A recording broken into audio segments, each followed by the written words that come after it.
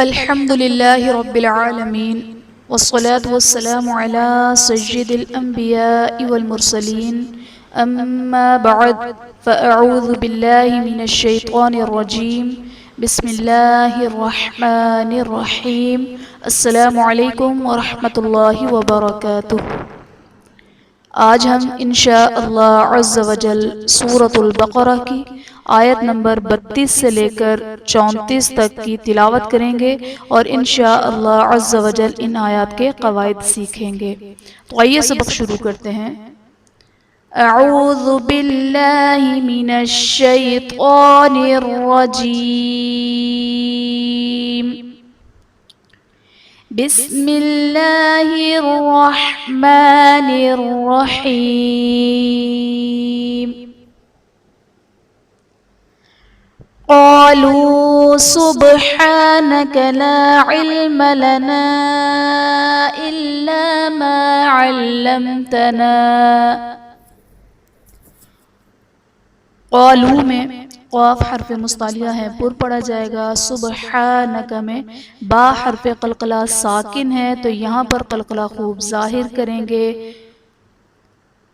لا علم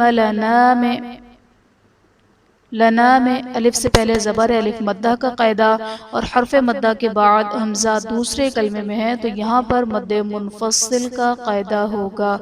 علمتنا میں میم ساکن کے بعد حرف با اور میم کے علاوہ تا ہے تو یہاں پر اظہار شفوی کا قاعدہ ہوگا، یعنی میم ساکن میں ہم غنہ نہیں کریں گے۔ انک انت العلیم الحکیم۔ انک میں نون مشدد ہے، یہاں پر غنہ کر کے پڑھیں گے۔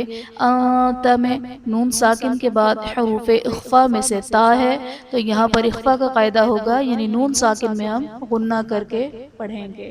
حکیم میں یا ساکن سے پہلے زیر ہے، یا مدہ کا قاعدہ، اور حرف مدہ کے بعد عارضی سکون یعنی وقف کی وجہ سے ہم میم کو ساکن کریں گے تو یہاں پر مد عارض کا قاعدہ ہوگا۔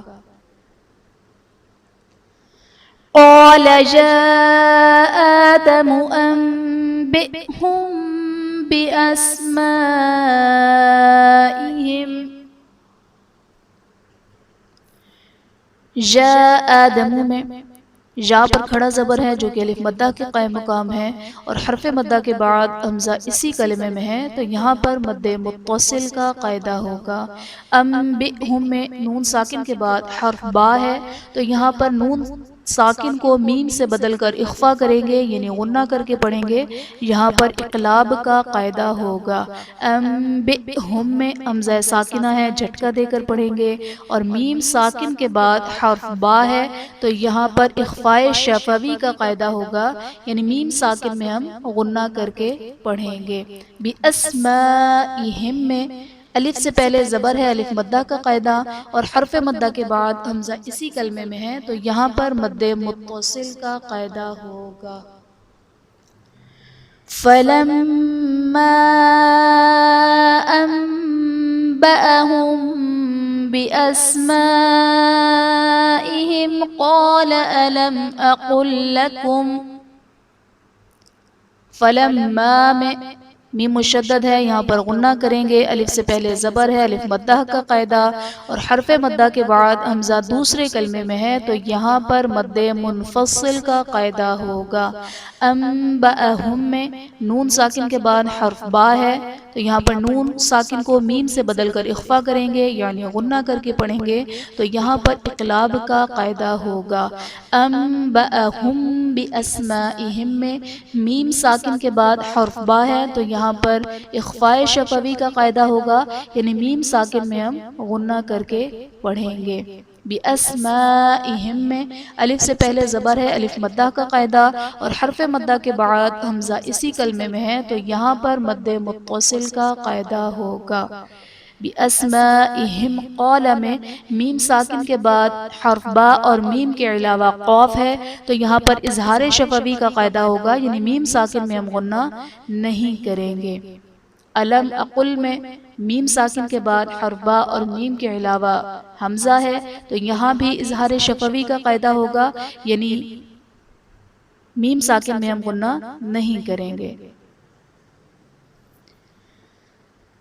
ألم أقل لكم إني أعلم غيب السماوات والأرض وأعلم ما تبدون وما كنتم تكتمون۔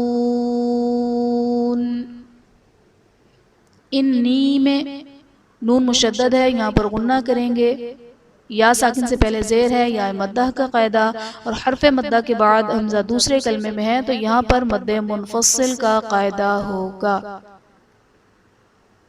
تبدون میں با حرف قلقلہ ساکن ہے، یہاں پر قلقلہ خوب ظاہر کریں گے۔ کنتم میں نون ساکن کے بعد حروف اخفا میں سے تا ہے تو یہاں پر اظہار کا قاعدہ ہوگا، یعنی نون ساکن میں ہم غنہ کر کے پڑھیں گے۔ کنتم تکتمون میں میم ساکن کے بعد حرف با اور میم کے علاوہ تا ہے تو یہاں پر اظہار شفوی کا قاعدہ ہوگا، یعنی میم ساکن میں ہم غنہ نہیں کریں گے۔ تکتمون میں واو ساکن سے پہلے پیش ہے، واو مدہ کا قاعدہ، اور حرف مدہ کے بعد عارضی سکون یعنی وقف کی وجہ سے ہم نون کو ساکن کریں گے تو یہاں پر مد عارض کا قاعدہ ہوگا۔ وَإِذْ قُلْنَا لِلْمَلَائِكَةِ اسْجُدُوا لِآدَمَ فَسَجَدُوا إِلَّا إِبْلِيسَ۔ لِلْمَلَائِكَةِ میں لام پر کھڑا زبر ہے جو کہ الف مدہ کے قائم مقام ہے، اور حرف مدہ کے بعد حمزہ اسی کلمے میں ہے تو یہاں پر مد متصل کا قاعدہ ہوگا۔ فسجدوا الا میں واو ساکن سے پہلے پیش ہے، واو مدہ کا قاعدہ، اور حرف مدہ کے بعد حمزہ دوسرے کلمے میں ہے تو یہاں پر مد منفصل کا قاعدہ ہوگا۔ الا ابلیس میں الف سے پہلے زبر ہے، الف مدہ کا قاعدہ، اور حرف مدہ کے بعد حمزہ دوسرے کلمے میں ہے تو یہاں بھی مد منفصل کا قاعدہ ہوگا۔ ابلیس میں با حرف قلقلہ ساکن ہے تو یہاں پر قلقلہ خوب ظاہر کریں گے۔ ابلیس یا ساکن سے پہلے زیر، یا مدہ کا قاعدہ، اور حرف مدہ کے بعد عارضی سکون یعنی وقف کی وجہ سے ہم سین کو ساکن کریں گے تو یہاں پر مد عارض کا قاعدہ ہوگا۔ أبى واستكبر وكان من الكافرين۔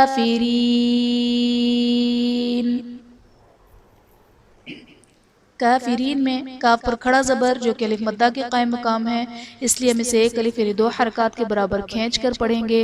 یا ساکن سے پہلے زیر، یا مدہ کا قاعدہ، اور حرف مدہ کے بعد عارضی سکون یعنی وقف کی وجہ سے ہم نون کو ساکن کریں گے تو یہاں پر مد عارض کا قاعدہ ہوگا۔ بسم اللہ الرحمن الرحیم۔ قالوا سبحانك لا علم لنا إلا ما علمتنا إنك أنت العليم الحكيم۔